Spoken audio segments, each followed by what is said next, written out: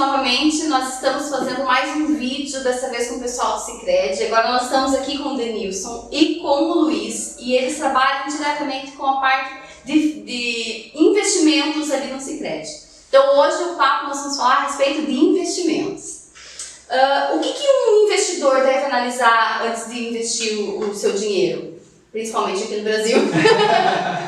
Bom, primeiramente, bom dia a todos, né? Gostaria de agradecer a Ana pela oportunidade que nos está dando de estar falando um pouco sobre o Sicredi, sobre investimentos, né? E a primeira coisa que o investidor deve analisar antes de investir o seu dinheiro é onde ele está colocando o seu dinheiro. Existe uma classificação de risco das agências, instituições financeiras, né, dos bancos. E quando você vai aplicar o seu dinheiro no banco, você precisa analisar qual que é o grau de risco que você está aplicando nessa instituição. Hoje, por exemplo, a Sicredi está classificada entre as maiores graus de investimentos, né, pela agência Moody's, Fitch, pela S&P, e hoje nós somos equiparados a instituições como Itaú, Bradesco, a JP Morgan. Então a Sicredi hoje é uma instituição financeira com grau de risco elevado, né, de investimentos.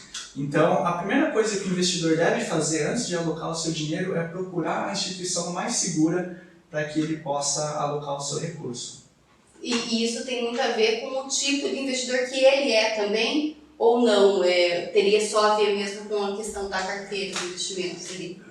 Não necessariamente, independente do tipo de investidor, seja ele conservador, moderado ou agressivo, é sempre importante porque quando ele está aplicando o seu dinheiro, ele está emprestando o seu dinheiro para uma instituição.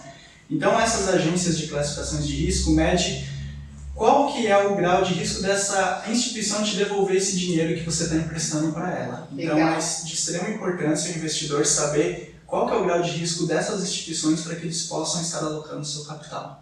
Perfeito, independente de qual seja o perfil dele, realmente faz todo sentido, né? Você tem que saber qual que é o grau de risco do lugar onde você está investindo, não apenas o risco que você quer tomar, né? Porque muitas pessoas confundem isso, né? Exatamente. Nós vimos há poucos dias aí que teve um corte na taxa de juros, né? E dizem, né, também que vai haver mais cortes nessa taxa de juros. Como é que fica o cenário, então, para as aplicações financeiras com esses cortes de juros? Bom, deixa eu responder. Primeiramente, bom dia, obrigado, Ana, pela oportunidade. Esse cenário de juro baixo era um cenário que já estava sendo mapeado mesmo antes do coronavírus, né? Então, o Brasil já estava vendo um cenário de juro baixo prolongado. E após o coronavírus, essa situação ela veio a piorar um pouco em função da necessidade de manter liquidez no mercado para que as empresas possam sobreviver e passar por esse cenário diverso que nós estamos vivendo, né? Hoje a gente tem uma taxa de juros anual fixada pelo Copom de 3% ao ano e é muito provável que nós vamos fechar 2020 abaixo desses 3%. 2,75, 2,5 é a média da projeção que o mercado precifica, né?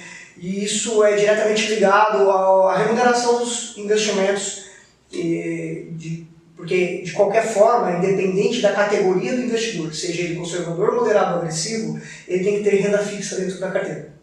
Independente do o tamanho dessa posição é que difere entre um e outro. Só a porcentagem, né? Perfeito, mas o produto em si, em todos tem que ter. Uhum. E nesse produto renda fixa, a gente vê um cenário extremamente complexo. Porque quando a gente aplica o juro pago, descontado o tributo, na maioria dos casos, e descontado ainda a inflação, você tem um ganho real muito baixo do que o Brasil viveu durante muitos anos, né? Existem muitos analistas que sempre comentaram que o Brasil não é o maior exportador de soja, não é o maior exportador de minério de ferro. Durante muitos anos, o Brasil foi o maior exportador de juro real no mundo. E ao perder essa característica, impacta também em outra situação que é a cambial. Então a gente vê hoje o câmbio em patamares elevados, né? 190 ontem, né? Exato, quase a gente chega nesses reais, muito em função da fuga de investidores de países emergentes como o Brasil para os Estados Unidos, mas também em função da baixa remuneração dos juros brasileiros. O investidor institucional, ele se pergunta, eu vou receber 3% ao ano no Brasil, que é um país ainda com uma certa dificuldade fiscal, ou vou receber 1,5% ou 1% nos Estados Unidos, ou até mesmo zero, mas sabendo que eu vou receber. Então a taxa de juro, além de impactar nessa questão da remuneração da renda fixa, ela também tem uma certa influência sobre a taxa de câmbio hoje vigente. Porque a grosso modo, no Brasil, a grande maioria das pessoas não entende qual que é a relação da taxa de juros no dia a dia delas, né? E muitas vezes a gente escuta no noticiário, abaixou os juros e as pessoas só ficam felizes, mas na verdade tem que fazer todo um estudo com relação a essa questão do investimento meio, porque há uma fuga muito grande de investimentos do nosso país quando se abaixam muito os juros, e isso acaba nos impactando de forma negativa também, né? E impacta as contas públicas no longo prazo, tá? Porque o que importa para investimentos na tomada de crédito de longo prazo não é a taxa Selic vigente atual, né? O que impacta é a curva longa de juros. E a curva longa de juros, ela pode vir a aumentar se a gente tiver uma manutenção durante muito tempo de um juro baixo. Por que isso? Porque o investidor ele vai olhar para o Brasil e falar assim, olha, hoje o Brasil está me pagando 2,5%, certo? Mas daqui 10 anos, eu tenho um título que vai vencer daqui 10 anos ainda. Quanto que eu quero de remuneração para esse título? Poxa, tem coronavírus, tem ajuste fiscal, tem crise política, tem tudo isso nesse cenário, nesse bolo todo, eu só aceito receber do Brasil 8% ao ano. Então, o cenário de juro ele é mais complexo do que simplesmente aquilo que a gente vê ali na data que o Copom determina. Então, isso é super importante porque esse ajuste da taxa de juros, como você disse, Ana, ele impacta também na vida das pessoas que querem, por exemplo, adquirir um imóvel, na vida das empresas que querem fazer uma captação de longo prazo, porque nesse sentido a precificação das instituições financeiras vão estar muito mais ligada à curva longa do que a Selic atual, por exemplo, de 3%. E existe um investimento que seja assim, considerado melhor? Existe alguma coisa nesse sentido? Ou é preciso fazer um estudo da pessoa que vai investir? O que a gente sempre comenta, né, Luiz, e o pessoal do mercado financeiro também, é que não existe o investimento perfeito, né, o melhor investimento. O que existe é o investimento de acordo com o perfil do investidor. Então, antes de nós colocarmos o dinheiro dos nossos associados, dos investidores, em algum produto de investimento, nós fazemos uma análise do perfil do investidor, para ver se ele é conservador, moderado ou arrojado. Identificando uma vez qual que é o perfil do investidor, nós alocamos os recursos deles conforme o perfil dele. Por exemplo, nós não podemos pegar um associado que tem um perfil investidor, que a vida inteira colocou o seu dinheiro na poupança, está ali acostumado com aquela segurança, e colocar o recurso dele numa renda variável. Porque talvez ele não tenha estômago para lidar com essas oscilações do mercado, né? Então ele vai ter... Imagine, né, nesse momento de corona que caiu muito a bolsa. Exatamente, onde o mercado está muito volátil nesse momento, né? Então, talvez ele vai ter mês que ele vai ter rendimentos positivos, mas também vai ter mês que ele vai ter o rendimento negativo. Então, é muito importante fazer essa análise primeiro do perfil do investidor para que a gente consiga atender a necessidade dele conforme o apetite dele para o risco.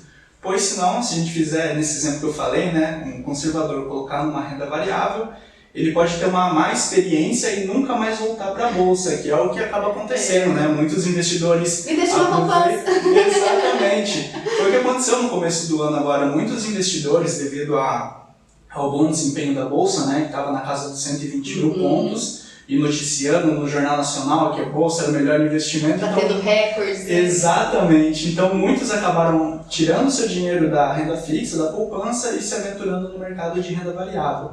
Quando aconteceu toda essa questão do coronavírus, onde a bolsa, né, despencou, teve mais de 30% de queda, né, no ano, e então muitos não estavam preparados para aquilo. porque não era o perfil de investimento deles. Então, muitos agora que foram para a Bolsa estão voltando para a renda fixa, buscando a segurança justamente por essa questão. Então, assim, não existe o investimento, o melhor investimento, e sim o investimento ideal de acordo com o perfil do investidor. Mas há investimentos para todo mundo, né? É isso que a gente precisa difundir, que eu acredito que no Brasil não tem muito ainda esse cenário de que todo mundo pode investir, de que todo mundo pode mexer com investimentos, né? Exatamente. Que a gente estava conversando a respeito da educação financeira, né? Que para nós brasileiros o nosso principal investimento é a poupança. Então fomos educados a colocar todo mês nosso dinheiro na poupança, quando na verdade existe um universo de investimentos com a mesma segurança da poupança e que proporciona até uma rentabilidade melhor. Então hoje, falando de Sicredi, né, nós conseguimos atender todos os tipos de público, seja ele conservador, moderado ou agressivo, através de títulos de renda fixa, fundos de investimento multimercado, renda variável. Então a gente consegue proporcionar para os nossos associados, conforme o perfil dele, atender a necessidade de investimento deles. Ótimo. Me diga uma coisa, nesse cenário tão volátil que nós estamos vivendo agora, né, nesse momento, como que vocês enxergam esse cenário econômico para esse momento? Olha, Ana, assim, a gente vai um pouco em linha daquilo que eu já comentei em relação aos juros, né? Mas o mais importante é que a gente está vivendo um cenário muito atípico. É um cenário que é tudo muito nebuloso ainda pela frente. E isso impacta nas aplicações financeiras, né? O que determina um preço, né? Uma questão de valorização de empresa, o que determina o preço de uma ação é a última linha do lucro, né? De forma extremamente resumida. Então, mas nós não sabemos como isso vai ser reportado nos próximos trimestres. Então, quando a gente olha para o mercado de bolsa, por exemplo, a gente vê essa insegurança de saber quanto vale realmente o preço de uma ação em função de não ter informações confiáveis para poder realmente dar o preço justo. Em relação ao mercado, por exemplo, de renda fixa, foi aquilo que o Denison falou no começo, você tem que tomar muito cuidado em escolher a instituição em que você está alocando o seu recurso. Eu vou dar um exemplo, né? Os bancos possuem um fundo garantidor de crédito e o Sicredi e as cooperativas de crédito também possuem esse fundo garantidor, que é o fundo garantidor das cooperativas. Isso dá um certo alívio para pessoas que investem até R$250 mil por CPF ou CNPJ, né? É uma garantia, né? É uma garantia que dá uma certa tranquilidade. Mas não é a única coisa, por exemplo, que o investidor deve olhar. Por exemplo, quando a gente avalia a solidez que o Sicredi tem dentro do sistema financeiro frente a bancos médios, a bancos, instituições menores do que a nossa, nós vemos que esses bancos remuneram o investimento do seu cliente menos do que o Sicredi, existe uma coisa ilógica aí.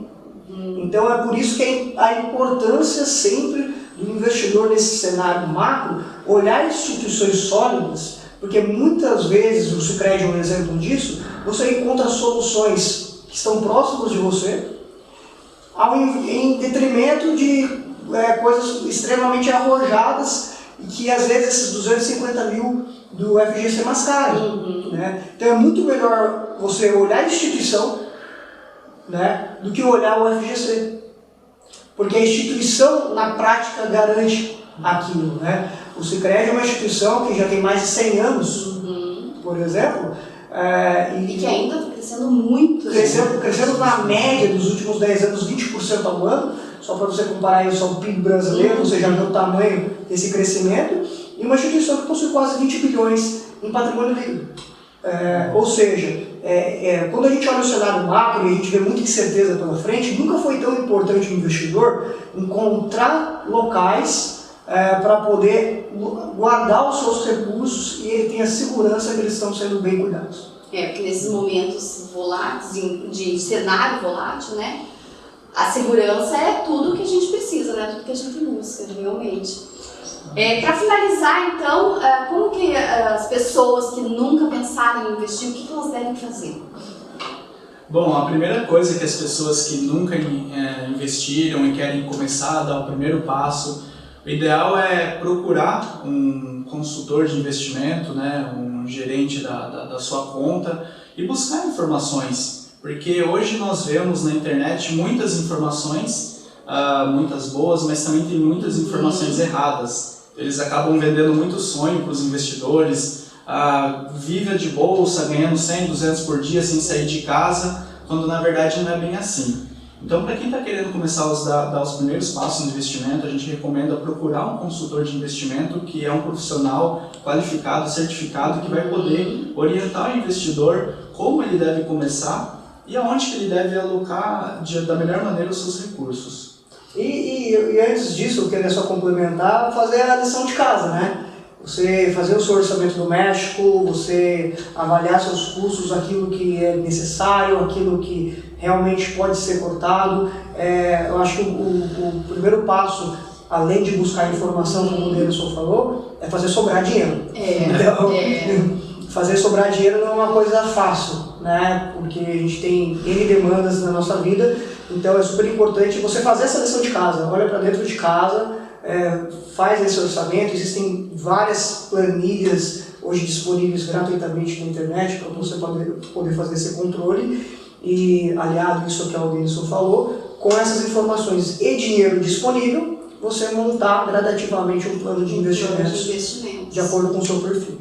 E não está tão longe, né, pessoal? É só ir até uma agência ali do Sicredi e pedir para que isso aconteça. Seria assim? Pois é, já aproveitamos e deixamos aqui o convite, né, para quem ainda não conhece o Sicredi, poder ir lá tomar um café com o gerente, conhecer o nosso modelo de negócios e o que precisar com relação ao investimento, né, sempre está nos consultando. Temos hoje estruturada na nossa sede regional uma assessoria de investimentos, né, que pode prestar uma orientação mais assertiva para os associados. Então fica o convite para quem ainda não conhece tomar um café com a gente lá e falar um pouco de investimentos. Legal, muito obrigada pela presença de vocês aqui. Obrigada, pessoal, até o próximo vídeo.